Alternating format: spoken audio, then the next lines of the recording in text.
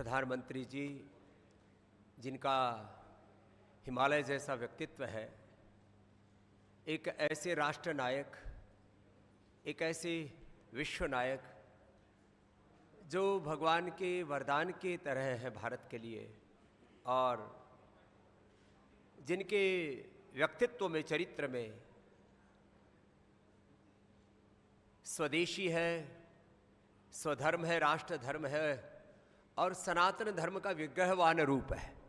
ऐसे देश के प्रधानमंत्री जी के 75वें जन्मदिवस पर उनके दीर्घायुष्य शतायु होने के लिए भगवान से प्रार्थना करते हैं, क्योंकि एक व्यक्ति है जो देश को दिशा देता है और देश की नियति को और देश की नीतियों को तय करने में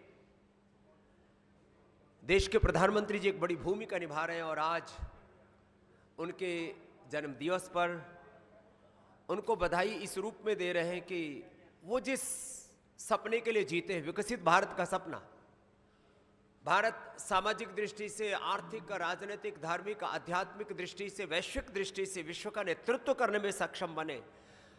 भारत की अर्थव्यवस्था मात्र $5 ट्रिलियन की ही क्यों, भारत की अर्थव्यवस्था 10 ट्रिलियन, 25 ट्रिलियन और अमेरिका से आगे बढ़ना है हमको आने वाले 20-25 सालों में, तो भारत की अर्थव्यवस्था को हमें 35, 40, 50 ट्रिलियन डॉलर तक लेकर के जाना पड़ेगा। उस प्रतिबद्धता के साथ देश को आगे बढ़ाना पड़ेगा। और भारत ने ये सामर्थ्य अर्जित किया था अतीत में भी। 250 साल पहले भारत की अर्थव्यवस्था कितनी सशक्त थी, इसको आज विश्व के तमाम अर्थशास्त्री भी मानते हैं। अग्नस मेडिसन से लेकर के ऑक्सफैम इंटरनेशनल से लेकर के तमाम विश्व के दस्तावेज इस बात के प्रमाण है कि 250 सालों में ईस्ट इंडिया कंपनी से लेकर के कुछ चंद मात्र 10-20 विदेशी आक्रांताओं ने देश की करीब $100 ट्रिलियन से अधिक की आर्थिक लूट की है। ऐसे पूरे दस्तावेज इस बात के प्रमाण है कि भारत अतीत में भी विश्व की आर्थिक महाशक्ति रहा और दोबारा से इस देश को विश्व की आर्थिक महाशक्ति और मात्र आर्थिक ही नहीं, आध्यात्मिक महाशक्ति भी बनाने के लिए हमें देश की प्रतिभाओं को घड़ना पड़ेगा। और उन देश की प्रतिभाओं का सम्मान करने के लिए पतंजलि ने देश के श्रद्धेय प्रधानमंत्री जी के जन्मोत्सव पर सीबीएसई और जितने भी स्टेट बोर्ड्स हैं, उनके जो प्रतिभावान विद्यार्थी हैं, प्रथम, द्वितीय और तृतीय जो स्थान पर विद्यार्थी रहते हैं, उन विद्यार्थियों में एक जज्बा है, कुछ करने का संकल्प है। उनको 11, 21 और 51 हजार रुपए तक की आर्थिक पुरस्कार उनकी प्रतिभा को, जिससे कि देश के बच्चों को हम गौरव दे सके। भारतीय शिक्षा बोर्ड बीएसबी और सीबीएसई के अलावा स्टेट बोर्ड के लगभग 10,000 से अधिक विद्यार्थी इस प्रतिभा पुरस्कार, प्रतिभा सम्मान के इस अनुष्ठान में सम्मिलित होंगे। उससे बच्चों को एक गौरव मिलेगा। जब विद्या को गौरव मिलता है तब बच्चों के अंदर उनके जज्बात और अधिक जागते हैं। और एक विचार ही तो है जो चाय वाले के बेटे को देश का प्रधानमंत्री बनाता है। एक विचार ही तो है कि जो एक मछुआरे के बेटे को देश का राष्ट्रपति बनाता है। एक विचार ही है जो एक अनपढ़ माँ बाप के बालक को गवर्नमेंट स्कूल और गुरुकुल में पढ़े हुए रामकृष्ण को रामदेव बनाता है। एक विचार व्यक्ति को आगे बढ़ाता है। हम इस देश के अंदर वो स्वाभिमान का विचार, वो स्वदेशी का विचार, जिसके लिए देश के प्रधानमंत्री जी भी बार बार आह्वान करते हैं, हम स्वदेशी को एक जन आंदोलन बना करके स्वदेश के प्रति गौरव को जागृत करके देश में एक जुनून खड़ा करना चाहते हैं कि हर एक व्यक्ति अपने अपने हिस्से की ये जिम्मेदारी ले कि मुझे राष्ट्र के निर्माण में अपनी भागीदारी निभानी है। अपने व्यक्तित्व को, अपने चरित्र को इस तरह से घड़ना है और देश के लिए वो योगदान अपने हाथों से, अपने आंखों के सामने देना है कि जिससे कि हम विकसित भारत के सपने को पूरा होता हुआ देख सकें। यद्यपि वैश्विक चुनौतियां बहुत बड़ी है, सामाजिक दृष्टि से, आर्थिक दृष्टि से, मजहबी दृष्टि से, राजनीतिक दृष्टि से, वैश्विक परिप्रेक्ष्य में अलग अलग चुनौतियों के बीच में हमें भारत को आगे लेकर के चलना है। और इसमें भी अब भारत, चीन, रसिया, मिडिल ईस्ट की भी, नाटो की भी, यूरोप की भी, अमेरिका की भी एक अलग भूमिका है। अभी पिछले दिनों नाटो की तर्ज पर मिडिल ईस्ट के देशों ने मिलकर के एक इस्लामिक आर्मी भी बनाई है। अब सैन्य दृष्टि से, आर्थिक दृष्टि से, राजनीतिक दृष्टि से विश्व में कुछ नए वर्ल्ड ऑर्डर तैयार हो रहे हैं, एक नए वैश्विक परिप्रेक्ष्य तैयार हो रहे हैं और उसमें भारत की एक बड़ी भूमिका होनी है। भारत सदियों से एक महान राष्ट्र रहा है और आज इस महान राष्ट्र के एक महान प्रधानमंत्री का जब जन्म दिवस है तो हमें एक ऐसी प्रतिबद्धता व्यक्त करनी है और उसमें सबसे बड़ी भूमिका भारत के विद्यार्थी और युवाओं के रहने वाली है। इसलिए हमने ये तय किया है कि ये शिक्षा की गुलामी, चिकित्सा की गुलामी, आर्थिक, वैचारिक, सांस्कृतिक गुलामी और युवाओं में तो नशा, भोगों और वासनाओं की गुलामी और सोशल मीडिया की भी एक गुलामी चल रही है, जिसको हमारे भारतीय शिक्षा बोर्ड के चेयरमैन आदरणीय एनपी सिंह साहब मेरे बाईं तरफ बैठे हैं। डिजिटल कॉलोनाइजेशन का एक नया दौर चल रहा है। पहले पॉलिटिकल कॉलोनाइजेशन चला, फिर इकोनॉमिक कॉलोनाइजेशन चला और अब ये जो इंटेलेक्चुअल कॉलोनाइजेशन है, ये जो सोशल मीडिया का एक नया कॉलोनाइजेशन का दौर है कि बच्चों की प्रतिभाओं को इस तरह से कुंठित कर दिया जाए कि 4, 6, 8 घंटा बच्चे जो है वो सोशल मीडिया में घुसे पड़े, प्रतिभाएं कुंठित हुई जा रही हैं और इस बौद्धिक दरिद्रता के इस तरह से बच्चे शिकार हो रहे हैं। फिर उनको कब वैचारिक भावनात्मक दृष्टि से भी शोषण हो रहा है, माने अभाव में, दबाव में, प्रभाव में अपने स्वभाव को हम कहीं भूल गए। और ऐसे में उन विद्यार्थियों को इस बात का एहसास कराना कि आप के पिंड में ब्रह्मांड का सारा सामर्थ्य और स्वयं ब्रह्म परमात्मा विराजमान है। आप एक व्यक्ति ने, एक संपूर्ण राष्ट्र के आप व्यक्ति हैं और आप में अनंत ज्ञान, अनंत संवेदना, अनंत सामर्थ्य है। आप अपने आप को राष्ट्र के एक महान शिल्पी के रूप में तैयार करें।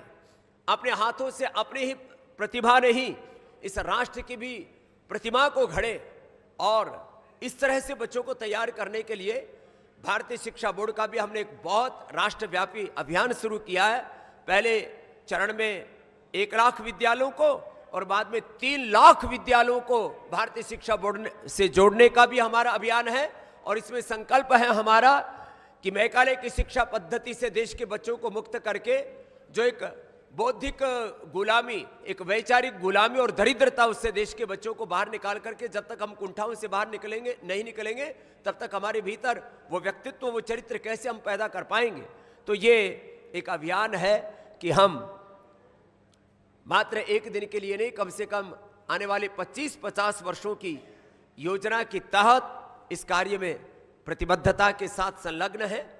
आज बहुत दिनों के बाद आपसे एक विशेष निमित्त से संवाद करते हुए मैं अपनी प्रतिबद्धता अभिव्यक्त करना चाहता हूं कि बचपन से संकल्प रहा, तेरा वैभव अमर रहे माँ, हम दिल चार रहे ना रहे। हम इस प्रकार से कुछ काम करें कि आने वाले समय में भारत सभी दृष्टियों से विश्व का नेतृत्व करने में समर्थ हो।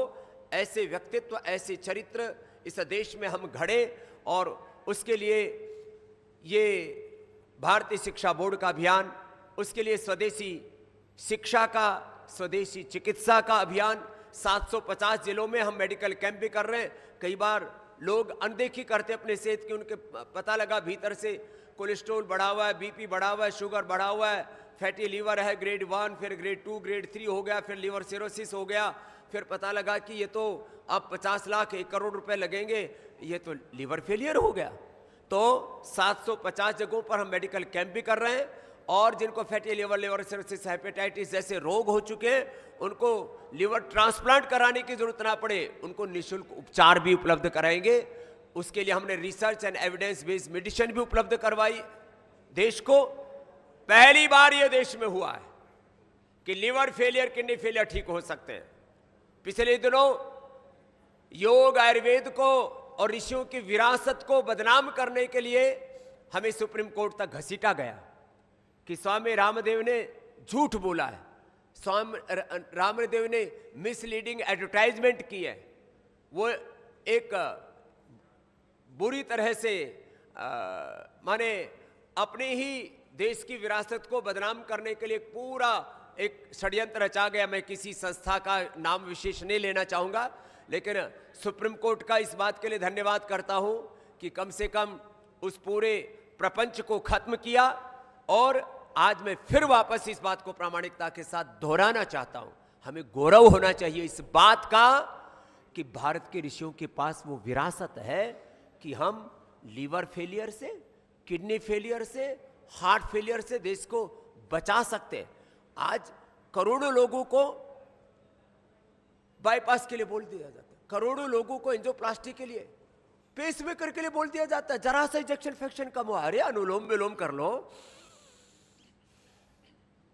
भ्रामरी उद्गीत कर लो, थोड़ा कपाल भाती कर लो, हार्ट डिजीज रिवर्स हो जाती है, जरा सा कपाल भाती कर लो। कपाल भाती करने से fatty liver, liver cirrhosis, hepatitis और बढ़े हुए क्रिएटिनिन प्रोटीन लीकेज से मुक्ति पाई जा सकती है। ये सिंपल सी एक्सरसाइज है, लेकिन लोग जो है मोटा मोटा पेट लेकर के घूम रहे हैं। आप पत्रकारों के ऊपर तो टिप्पणी करूंगा नहीं, क्योंकि आप में से भी बहुतों का पेट इंडिया गेट की तरह आगे निकला हुआ है, लेकिन आप भी कपाल भाती करना। और ये देखो,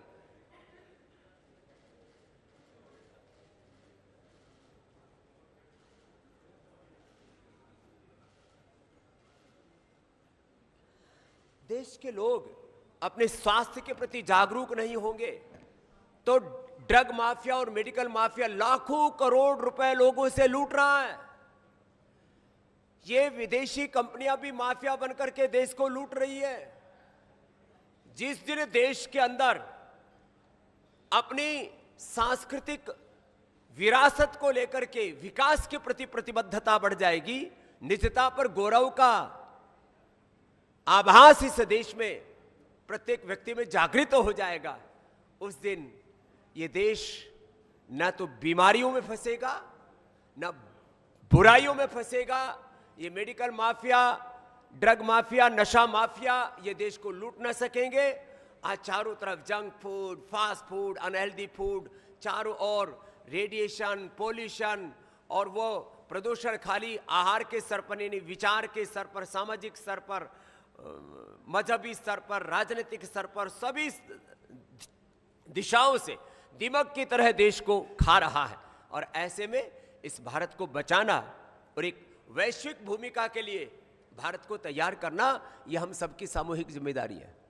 मैं देखता हूं, अभी मैं पिछले दिनों सिंगापुर गया, हांगकांग गया, और वहां मैंने देखा 50-50 लाख की आबादी वाले देश, 150 देशों में वहां के नागरिकों को वीजा नहीं लेना पड़ता।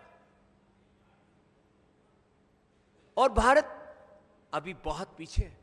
भारत के पासपोर्ट की वो वैल्यू, भारत की करेंसी की वो वैल्यू नहीं है जो होनी चाहिए। क्यों? क्योंकि हमारी इकोनॉमी की जब तक वो वैल्यू नहीं होगी, अभी मैंने सुना है ट्रंप साहब ने अपना एक जो है ये नेगोशिएटर भेजा है। नेगोशिएट कौन कर पाएगा? जिस देश की ताकत होगी। तो हम नेगोशिएशन में पूरी दुनिया में क्यों पिछड़ जाते हैं? क्योंकि हमें अभी बहुत प्रगति करनी है सभी दिशाओं में। यदि हमने देश को उस लेवल पर नहीं पहुंचाया तो हम पिछड़ सकते हैं। पिछड़े हुए भी हैं कई क्षेत्रों में, लेकिन हमें और अभी आगे बढ़ना है। मैं एक फंड से मिला, $3 ट्रिलियन का फंड, नॉर्वेज का। और नॉर्जिस फंड, एक नॉर्वेज के गैस और पेट्रोलियम मंत्रालय ने आज से 30 साल पहले 1996 में एक फंड बनाया, 3 ट्रिलियन डॉलर की उसकी वैल्यू है। आज इतना बड़ा महान भारत, 140 करोड़ से आबादी के हम देशवासी, और एक एक व्यक्ति में एक अप्रतिम प्रतिभा है, तो भी हम इस देश को आखिर वो गौरव क्यों नहीं दिला सके?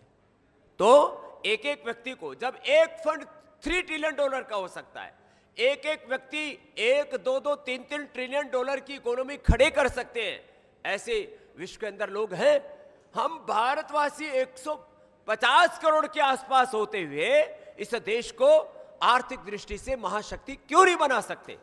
ऐसी हमें देश के अंदर एक जुनून पैदा करना पड़ेगा और हमें समृद्धि को भी सम्मान देना पड़ेगा। हम लोग दरिद्रता को इतना महिमा मंडित करते हैं। कोई सन्यासी देश की समृद्धि की बात करता है तो बोला आप तो सन्यासी हो, आपको तो इकोनॉमी की बात ही नहीं करनी चाहिए, कितनी डॉलर की भारत की ट्रिलियन की इकोनॉमी होगी उसके बारे में बात ही नहीं करनी चाहिए। तो भारत को समृद्धि को गौरव देना पड़ेगा, पुरुषार्थ को गौरव देना पड़ेगा, प्रमाद से इस देश को बचाना पड़ेगा, पुरुषार्थ से अर्जित अर्थ को स्वार्थ की भावना से ऊपर उठ करके परमार्थ में लगाना पड़ेगा, और तब ये देश आगे बढ़ेगा। एक बार पुनः देवतुल्य देश के प्रधानमंत्री जी को उनके जन्मदिन की बधाइयां देता हुआ और यह आह्वान करता हुआ कि विकसित भारत का सपना ये मात्र देश के प्रधानमंत्री श्री नरेंद्र मोदी जी का ही सपना नहीं, ये सपना जिस दिन 140 करोड़ भारतीयों का, 150 करोड़ भारतीयों का सपना बनेगा, उस दिन भारत को हम निश्चित रूप से एक वैश्विक महाशक्ति के रूप में खड़ा कर पाएंगे। अपने पूर्व ऋषि ऋषिकाओं को, वीर वीरांगनाओं को, लाखों जिन महापुरुषों ने तपस्या करके अपने जीवन के बलिदान देकर के इस देश को एक गौरव प्रदान किया और इस देश को विश्व का महानतम देश बनाया, उस देश को फिर से विश्व का महानतम देश बनाने के लिए हम प्रतिबद्ध रहे। और इसी संदर्भ में मैं एक निवेदन, हमारे आदरणीय एनपी सिंह साहब जो हमारे भारतीय शिक्षा बोर्ड के चेयरमैन भी हैं, और हमारा लक्ष्य है कि ये जो मैकाले षड्यंत्र करके गए 1835 में, एक पाप करके गया कि हम खून से तो भारतीय रहे, शक्ल से तो भारतीय रहे, लेकिन हमारे विचार, हमारे संस्कार, हमारी अवधारणाएं वो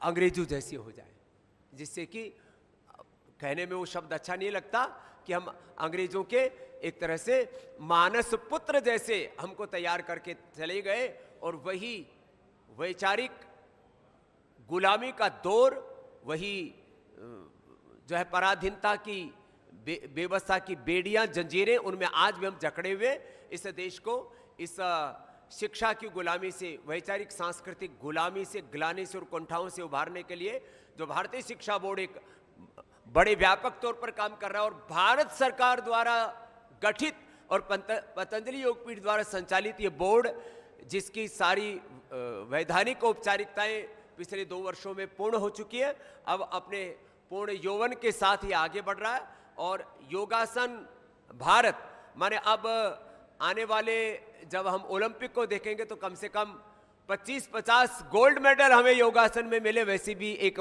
प्रतिबद्धता के साथ देश के बच्चों को हम तैयार कर रहे हैं। उसमें हमारे डॉक्टर जयदीप आर्य जी एक बड़ी भूमिका निभा रहे हैं। मैं एनपी सिंह साहब से कहूँगा भारतीय शिक्षा बोर्ड के संदर्भ में भी थोड़ा सा यहाँ पर प्रस्तावित रखें।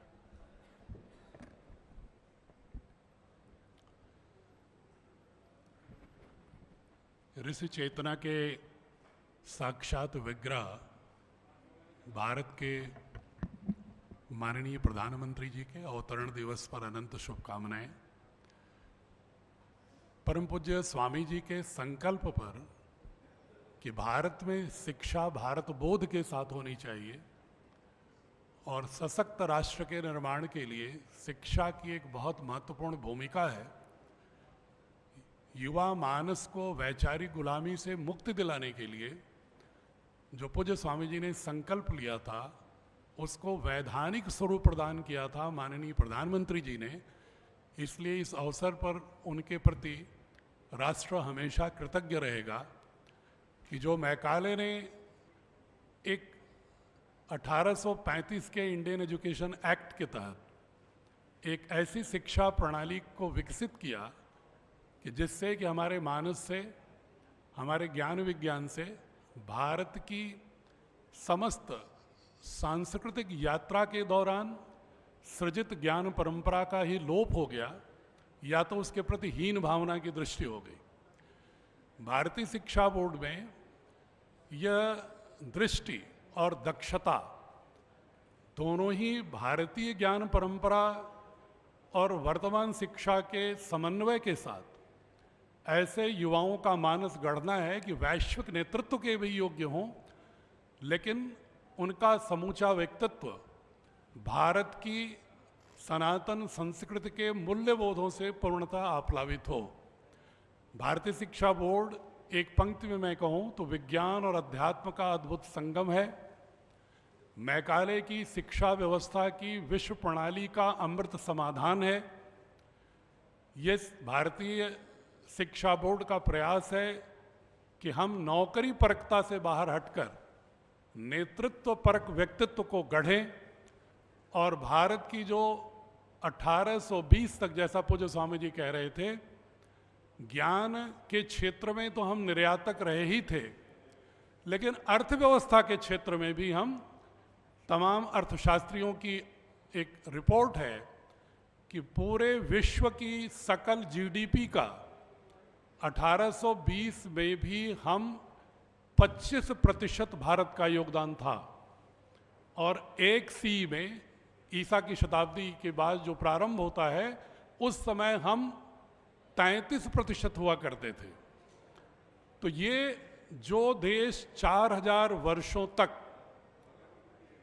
दर्शन, गणित, खगोल विज्ञान, चिकित्सा शास्त्र, वास्तु, अनेक ज्ञान के आयामों में पूरे विश्व का मार्गदर्शन करता रहा और अर्थ के क्षेत्र में भी समृद्धतम राष्ट्र रहा, उस देश को हम आत्मनिर्भर ही नहीं बल्कि वैश्विक मंच पर ऐसी स्थिति में लाने के लिए बच्चों का मानस गढ़ना चाहते हैं कि वैचारिक स्वायत्तता, समग्र स्वास्थ्य, लोकतांत्रिक सहभागिता, सांस्कृतिक जड़ों से जुड़ाव और आर्थिक गतिविधियों में एक समर्थ व्यक्तित्व के रूप में वो राष्ट्र के लिए उपयोगी तो हो ही, साथ ही भारतीय संस्कृति के मूल्यों से जुड़े होने के कारण आज जो विल डुरांट अमेरिकन फिलॉसफर, आर्ने नए से जो नॉर्वे का फिलॉसफर बार बार ये कह रहे हैं कि जो भी विश्व के समक्ष चुनौतियां हैं वो विज्ञान उनको दक्षता दे रहा है, लेकिन विज्ञान का प्रयोग करने की दृष्टि तो हमें भारतीय संस्कृति से ही सीखना होगा।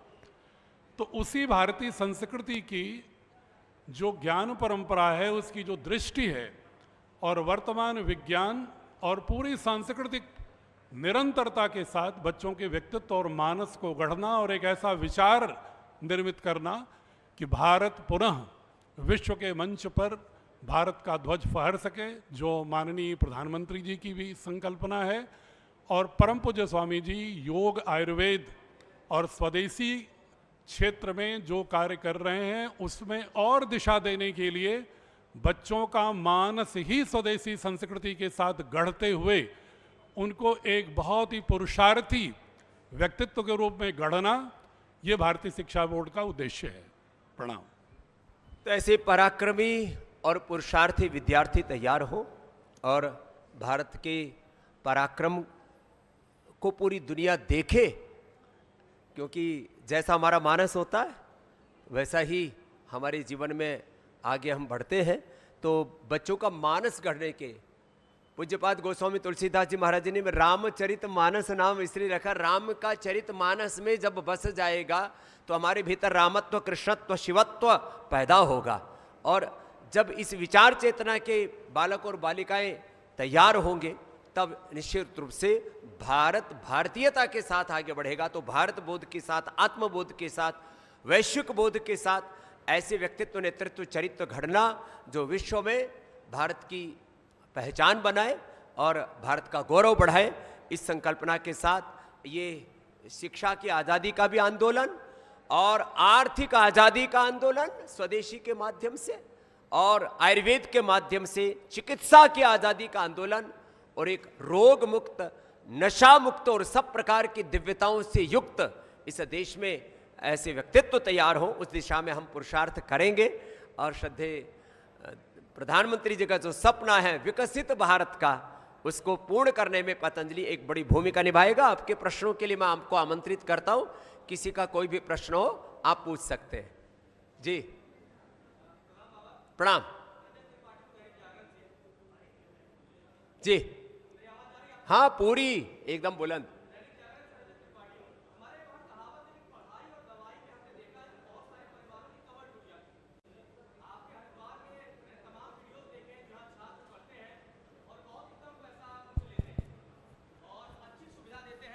और साथ ही उन्हें भारतीय संस्कृति की भी आप शिक्षा देते हैं और विज्ञान की भी शिक्षा आप देते हैं।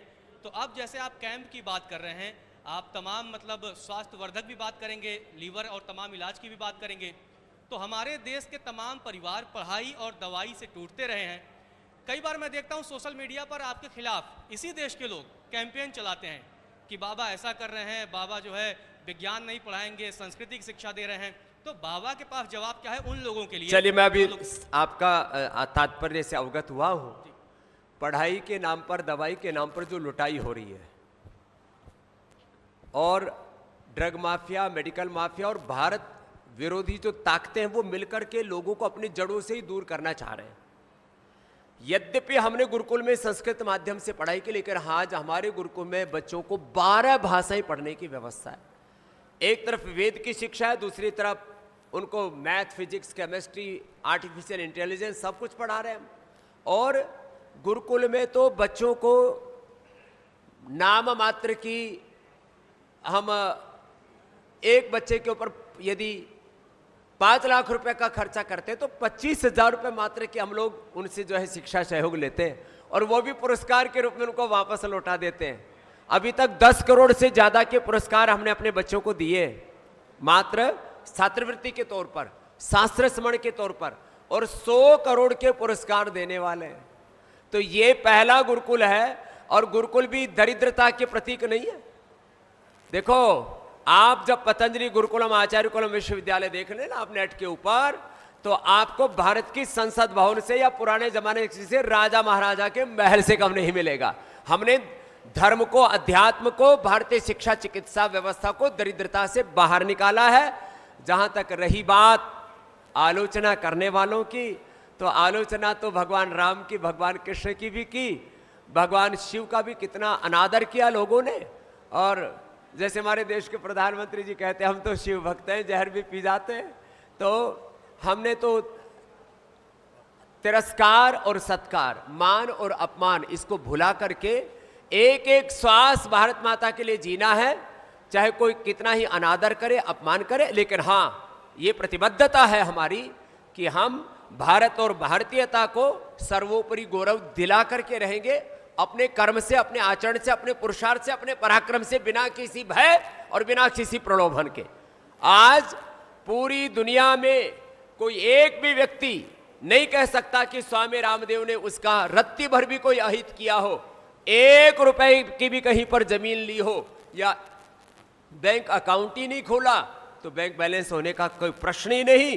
तो बिना किसी वैयक्तिक स्वार्थ के 100% अपने जीवन परमार्थ में लगाना, उसके लिए हमारी प्रतिबद्धता ही नहीं है।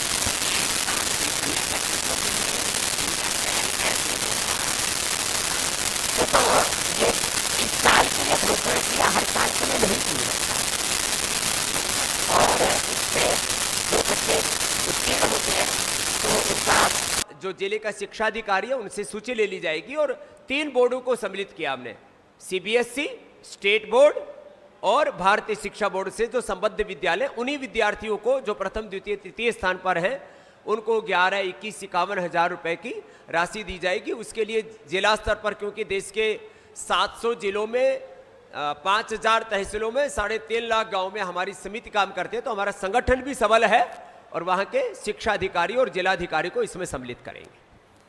तो इसमें कोई किसी भी प्रकार का कि कोई अव्यवस्था नहीं होगी। जी बाबा, मैं मोहित बख्शी हूं न्यूज नेशन से। सवाल, क्योंकि आपने अब पूरी तरीके से अभी देखा जो घटनाक्रम चल रहा है टैरिफ को लेकर, जी, लगातार टैरिफ के जरिए भारत पर दबाव बनाने की कोशिश की जा रही है अमेरिका के द्वारा। उस घटनाक्रम को आप कैसे देखते हैं और इसका जवाब क्या होना चाहिए भारत के पास? एक तरह से ये टैरिफ टेररिज्म चल रहा है, टैरिफ वार चल रहा है। दुर्भाग्य से दुनिया के शक्तिशाली राष्ट्र अब ये तीसरा विश्व युद्ध टैरिफ वार के रूप में लड़ रहे हैं और इसमें भारत को यदि पूरी इस वैश्विक चुनौती के संदर्भ में आगे बढ़ना है और इसका मुकाबला करना है तो सबसे पहला हथियार तो स्वदेशी है। और ये जो दुनिया की ताकतवर जो मुल्क है और उसमें खास करके अमेरिका आज इस टैरिफ वार को लीड कर रहा है, तो कुछ दिन के लिए हम कोका कोला पेप्सी नहीं पिएंगे तो क्या हम मर जाएंगे, बल्कि और ज़्यादा ही जिएंगे।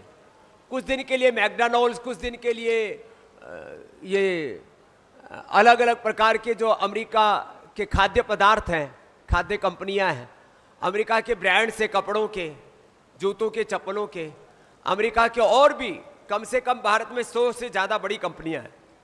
सबसे पहले तो अमेरिकन कंपनियों का बहिष्कार करो।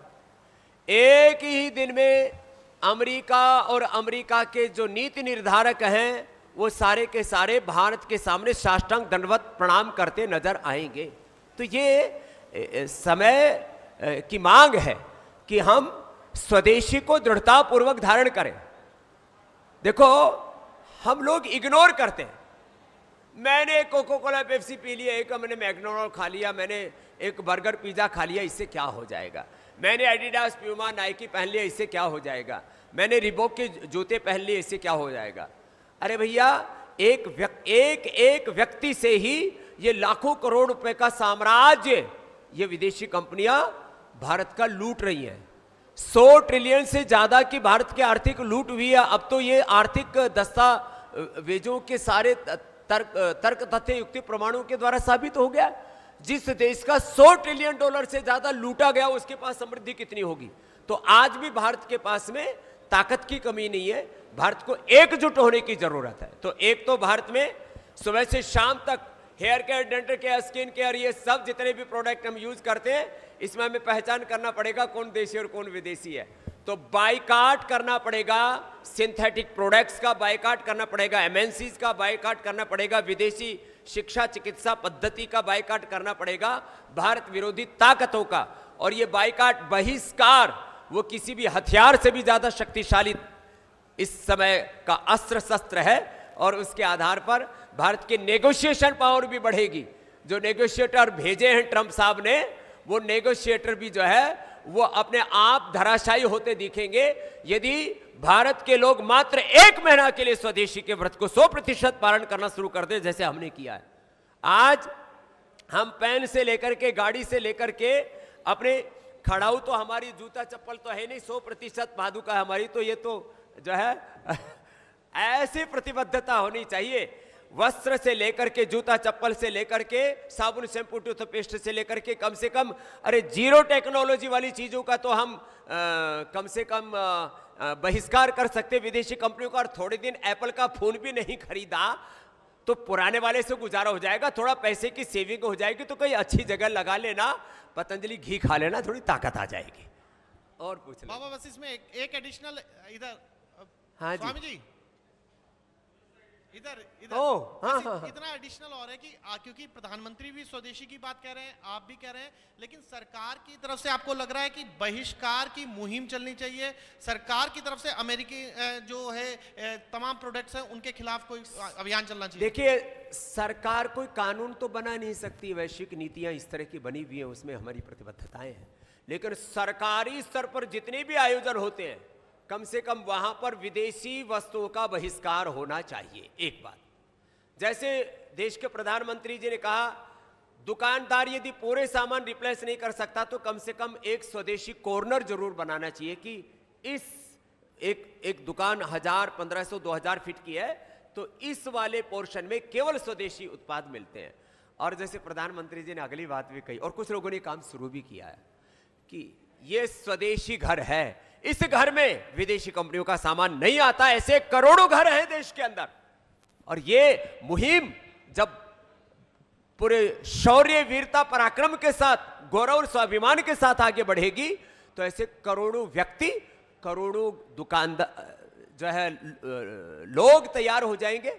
और 1 करोड़ से ज्यादा यहां पर रिटेलर्स हैं, उसमें यदि 50% भी जो है स्वदेशी के प्रति प्रतिबद्धता के साथ आगे बढ़ जाएंगे तो सारी इन विदेशी ताकतों को मुंह की खानी पड़ेगी। जी बाबा जी नमस्कार। बाबा जी, आप लगातार स्वदेशी की बात कर रहे हैं, लेकिन प्रधानमंत्री जी अभी ब्रिक्स में देशों में गए, अमेरिका, चाइना में गए, इंग्लैंड में गए, छोटे छोटे यूरोप कंट्रियों में गए कि यहाँ FDI भारत में आए, भारत का डेवलपमेंट हो, फॉरेन करेंसी बढ़े। तो ये कंट्रोवर्सी दोनों तरफ क्या चलेगी? स्वदेशी भी चाहिए और विदेशी फंड भी चाहिए, विदेशी बिजनेस भी देखो, चाहिए। 2 बातें अलग अलग है। विदेशों का पैसा ले लो, कोई दिक्कत नहीं है, विदेशी तकनीकी भी ले लो, कोई दिक्कत नहीं है, और इसके भी चरणबद्ध तरीके से हमें आगे बढ़ना पड़ेगा। विदेशी तकनीकी भी ले लो और अपने देश की जो प्रतिभाएं हैं, भारत की प्रतिभाएं कोई कम नहीं है। पूरी दुनिया में जो टॉप साइंटिस्टों को देखो, टॉप डॉक्टर्स को देखो, इनोवेटर्स को देखो, तो भारत उसमें कहीं किसी से पीछे नहीं है। तो विदेशी पैसा, विदेशी तकनीकी, इसका विरोध नहीं है, उसका कम से कम भारत के अंदर निवेश और भारत के लोगों को रोजगार मिले, भारत में समृद्धि के नए अवसर खड़े हो, और एक दिन वो भी आ जाएगा जब भारत में हम इतने बड़े बड़े, जैसे मैंने नॉर्वे के एक नार्जिस फंड का उदाहरण दिया, तो ऐसे भारत में भी इन्वेस्टर्स खड़े कर देंगे। आप चिंता मत करो, जैसे हमने पतंजलि एक ब्रांड खड़ा किया है ना, तो आज हो सकता है कुछ लोग हम पर हंसे, हम भारत में ऐसे एक इन्वेस्टर कंपनी भी खड़ी कर देंगे जो आने वाले समय में पहले लाखों और फिर करोड़ों और फिर ट्रिलियन डॉलर की कंपनी होगी। ये हम भी खड़ा कर सकते, क्यों नहीं खड़ा कर सकते? तो ये प्रतिबद्धता होती है, और ये प्रतिबद्धता ना हो तो कुछ नहीं होगा। तो जब एक नॉर्वे जैसा छोटा सा देश 3 ट्रिलियन डॉलर की एक इन्वेस्टर कंपनी खड़ी कर सकता है, तो हम क्यों नहीं खड़ी कर सकते? तो मैं उस दृष्टि से और उस दक्षता से जोड़ना चाहता हूं भारत को, इसलिए को एक वैश्विक परिप्रेक्ष्य में कह रहा हूं। बाबा जी, आपने अभी शिक्षा की बात करी, शिक्षा के आप बच्चों को वो जो प्रतिभा उनका देंगे, पुरस्कार देंगे, लेकिन जहाँ तक बच्चों में देखा जाए तो भारत अभी बहुत पिछड़ रहा है। शिक्षा तो का उतना भी प्रारूप अभी है नहीं। हेल्थ में बच्चे बड़े डाउन चले जा रहे हैं, सारी बीमारी भाई चुनौतियां तो हजारों है, समाधान है सही शिक्षा, सही संस्कार, सही आहार, एक संतुलित अनुशासित जीवन जीने के लिए प्रतिबद्धता। मैं भी तो उसी गांव से आया हूं, मैं भी तो इसी परिवेश में से आगे बढ़ा हूं। अरे थोड़ा गर्दन नीचे ही झुका ले जब काम ही कर रहा है तो बावड़े। चलो इधर दे दो, 5.5 मिनट सामने खड़ा हो रहा। अरे माइक इधर दे दो इनको।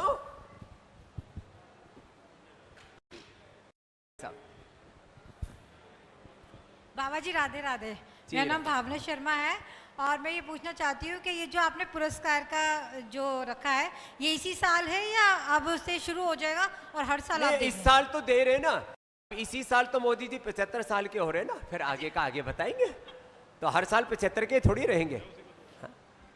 तो ये तो एक खुशी की बात है, एक देश के प्रधानमंत्री को गौरव देने की बात है, उनका साथ देने की बात है, उनको सम्मान देने की बात है। और ऐसे देश में सभी क्षेत्रों में जो प्रतिभाएं हैं, सामाजिक क्षेत्र में, आर्थिक क्षेत्र में, राजनीतिक क्षेत्र में, शिक्षा चिकित्सा के क्षेत्र में, सबको गौरव मिले, इस भावना के साथ हमने ये पुरस्कार किया। जी।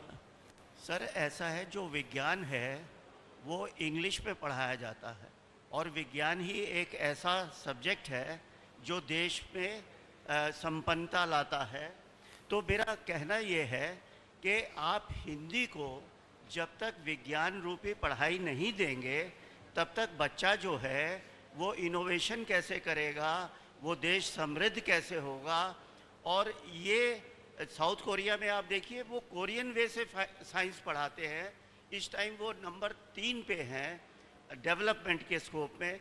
तो आप इस पे क्या कहना चाहते हैं? देखिए, देश की प्रतिभाएं अपने देश की भाषा में यदि उनको पढ़ाया जाए तो अधिक विकसित होती है। इसका उदाहरण साउथ कोरिया भी है, चाइना भी है, इसका उदाहरण जो है जर्मनी है, फ्रांस है, इटली है, सारे उदाहरण भरे पड़े। तो इसमें हमारी भूमिका ये है कि हम भारतीय शिक्षा बोर्ड में भारतीय भाषाओं को और हिंदी को सर्वोपरि गौरव दे रहे, दूसरी भाषाओं को भी पढ़ा रहे। जहाँ तक विज्ञान का प्रश्न है, इतिहास का प्रश्न है, ह्यूमैनिटीज़ का प्रश्न है, तो ये इस दिशा में कुछ प्रयास तो हुए हैं। और हमने तो अपने भारत स्वाभिमान आंदोलन जो 2009 से 13 तक पूरे देश में खड़ा किया था, उसमें भाषा को सर्वोपरि गौरव के रूप में हमने लिया था। तो इस दिशा में निरंतरता के साथ आगे और प्रयास किया जाएगा, जिससे कि स्वदेश की भाषा को, हिंदी भाषा को, संस्कृत भाषा को और भारतीय भाषाओं को सर्वोपरि गौरव मिले। वैश्विक भाषाओं को तो सम्मान मिल ही रहा है, उसमें कोई प्रश्न ही नहीं है। भाषा के आधार पर हमारा कोई किसी से बैर विरोध नहीं है, लेकिन स्वभाषा का, स्व संस्कृति का और स्वदेश का, स्वराष्ट्र का स्वाभिमान सर्वोपरि होना ही चाहिए। और इसको लेकर के शिक्षा के क्षेत्र में जितने भी नवाचार हो सकते हैं उसको हम आगे बढ़ाएंगे। बाबा, मेरा नाम दीपिका है, मैं डायनामाइट न्यूज़ से हूँ। आपने संकल्प लिया स्वदेशी का, लेकिन इस मिलावटी दौर पे क्या, मिलावटी का दौर चल रहा है, इस पर आपका क्या विचार है? देखिए, मिलावट का तो एक तो जो कंज्यूमर्स हैं, ग्राहक हैं, उनको भी जागरूक होने की ज़रूरत है। जो देश में फूड डिपार्टमेंट के जो इंस्पेक्टर्स हैं, जो पूरा विभाग है, वो भी जगह जगह से सैंपल उठाए, दूध के, घी के, तेल के, आटे के, मसालों के, हींग के, शहद के, और एक मुहिम चलाए। और पतंजलि की जहाँ तक प्रतिबद्धता का प्रश्न है, हम इस बात के लिए प्रतिबद्ध हैं कि हम, चाहे वो घी हो, हनी हो, औषधियाँ हो, तेल हो, जो भी हम पतंजलि की ओर से उपलब्ध कराते हैं, 100% इस प्रतिबद्धता के साथ कि उसमें शुद्धता होगी ही होगी। थैंक यू, धन्यवाद।